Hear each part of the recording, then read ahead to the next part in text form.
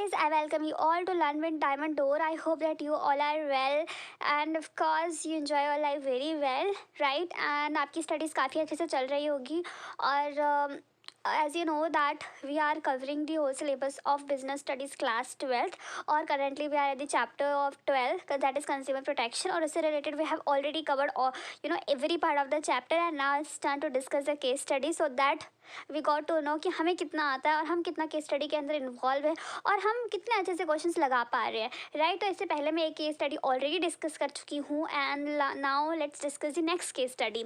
So here you go.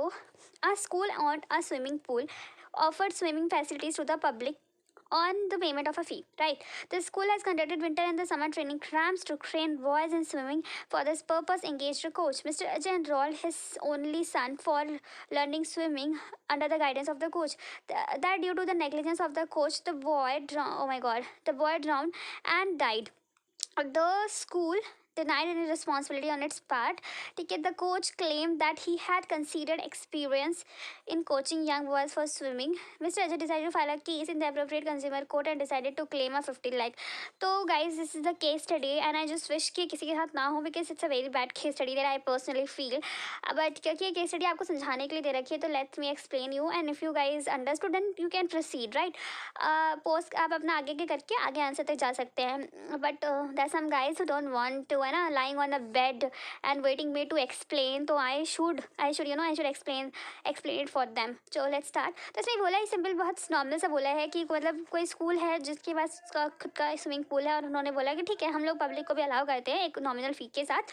तो ठीक है उन्होंने एक बहुत अच्छे कोच वगैरह को बुलाया और एक मिस्टर अजय थे और उनका मतलब उन्होंने बोला चलो मैं अपने बेटे को भी सिखा देता हूँ और मतलब गाइडेंस कोच तो है ही मतलब काफ़ी अच्छा कोच है बट नेग्लिजेंस कह सकते हैं वट एवर द रीज़न उसको मतलब सीखते सीखते उसका मिस हैपनिंग हो जाती है और क्योंकि ये स्कूल बोलते हैं भाई हमारी इसके अंदर कोई रिस्पॉन्सिबिलिटी नहीं आपने अपने बच्चे को भेजा ठीक है ना we can't do anything it's not our responsibility right. तो ऐसे ही आपको करना है। तो इसमें ये लिखा हुआ है the coach claim that he had considered experience उसने बोला था कि उसके पास तो काफ़ी अच्छा एक्सपीरियंस है इट्स नॉट लाइक दैट कि नहीं है whatever the reason is right। तो उसमें भी वही बोला गया है और था तो मिस्टर अजय ने सोचा चलो हम लोग फाइल करते केस है कंज्यूमर कोर्ट में और वो 50 लाख का क्लेम करता है but 50 lakh is a very small amount in front of the life. तो अभी आपने नोट भी करा होगा क्योंकि इस तरह की हैपनिंग ना होती है जनरली हो रही है आजकल।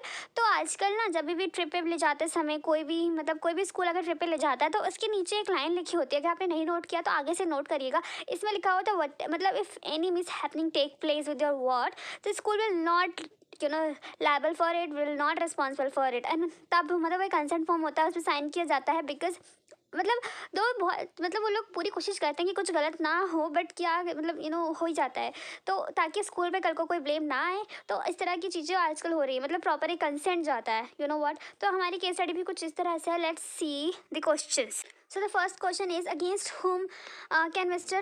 Ajay file a case in the consumer court? Justify your answer। तो किसके अगेंस्ट करेगा वो।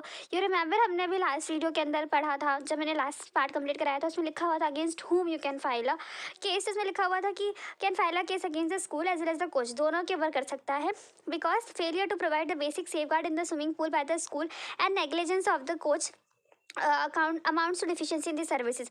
एक तो पहला कि स्कूल वालों ने कुछ सेफ गार्ड मटेरियल रखा ही नहीं था अगर कुछ मिस हैपनिंग होती है तो वो कैसे ओवरकम करेंगे। दूसरा ये कोच की नेग्लिजेंस है ना स्कूल तो आके नहीं बैठेगा ना दिन भर कि वो कोच को देखेगा कि वो बच्चे को देख रहा है कि नहीं देख रहा है। तो दोनों को मतलब दोनों के ऊपर केस कर सकता है। Next is the where can mister Ajay file the case कहाँ पे फाइल कर सकते हैं। तो mister Ajay can file a case in the district forum since he decided to claim क्योंकि उसने बोला मैं 50 लाख तक मांगूंगा और हमारा जो डिस्ट्रिक्ट फॉरम के अंदर लिमिट है वो 1 करोड़ तक है 1 CR तक है।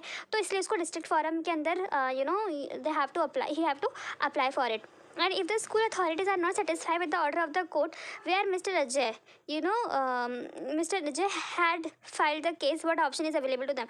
मतलब लिखा हुआ है कि अगर हमारा स्कूल अथॉरिटीज़ नहीं सेटिस्फाई होता तो क्या मिस्टर अजय मतलब क्या कर सकते हैं।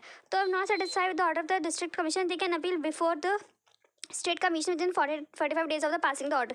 तो आपको 45 डेज़ के अंदर अंदर जो है उनको अपने मतलब अपना आंसर रिवर्ट बैक करना होगा स्टेट कमीशन के पास जाके कि हम लोग सेटिस्फाई नहीं हैं। एंड जो भी उसका रीज़न आएगा वो देखा जाएगा, but with in a 45 days, मतलब जिस दिन वो ऑर्डर पास होगा ना फ्रॉम डिस्ट्रिक्ट फॉरम से, उस दिन से लेके विद इन अ 45 डेज़ के अंदर अंदर तक स्कूल को जाके अपना ओपिनियन देना पड़ेगा स्टेट वाले को जाके, ठीक है, स्टेट कमीशन को जाके, ठीक है। तो ये हमारी पूरी केस स्टडी है, और ये कुछ केसेस होते हैं, मतलब लिटरली होते हैं, which is not very fine, ठीक है, बट ये आपकी केस स्टडी है। So I hope that you understood this case study very well. And if you have any doubt, then do comment below and do like, share, subscribe. I'm very thankful to you. Bye bye guys, take care.